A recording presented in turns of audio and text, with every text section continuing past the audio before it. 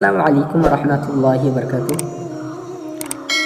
সম্মানিত শ্রোতা, আজকে আমার এই ভিডিওটা বানানোর একটা বিশেষ কারণটা হলো এই যে আমরা অনেকেই আলিফ বা তা সা থেকে নিয়ে একদম শেষে ইয়া পর্যন্ত আমরা সব বলে দিতে পারি, কিন্তু এই আলিফ থেকে ইয়া একা একই যখন থাকে তখন আমরা বলে দিতে পারি, কিন্তু পরবর্তী সময়ে যখন আলিফ, তারপরে হা কিংবা দাল কিংবা র কিংবা সদ কিংবা শিন এরকম অক্ষর যখন একসাথে থাকে তখন আমরা ঠিক করতে পারি না যে কোনটা কোন অক্ষরকে কি বলা হয়।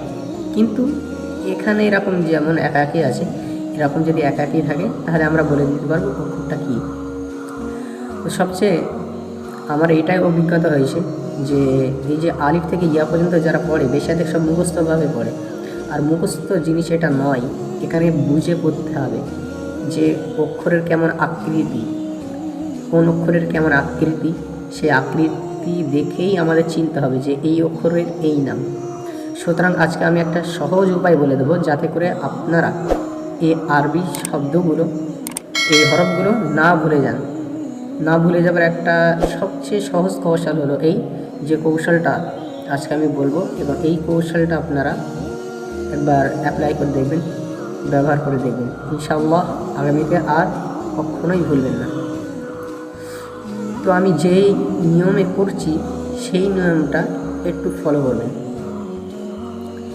আলিফ খালি বার নিচে এক নুক্তা, তার উপর 2 নুক্তা, সার উপর 3 নুক্তা, জিমির পেটে 1 নুক্তা, হা খালি হর উপরে 1 নুক্তা, দাল খালি জালের উপরে 1 নুক্তা, র খালি জার উপরে 1 নুক্তা, সিন খালি শিনের উপরে 3 নুক্তা, সদ খালি দোয়াদের উপরে 1 নুক্তা, তৈ খালি জয়ের উপরে 1 নুক্তা, আইন খালি গাইনের উপরে 1 নুক্তা, ফার উপরে 1 নুক্তা, কফের উপরে 2 নুক্তা, কাফ খালি লাম খালি মিম খালি নুনের পেটে 1 নুক্তা, ও খালি হামজা খালি ইয়ার নিচে 2 নুক্তা, ইয়ার নিচে 2 নুক্তা।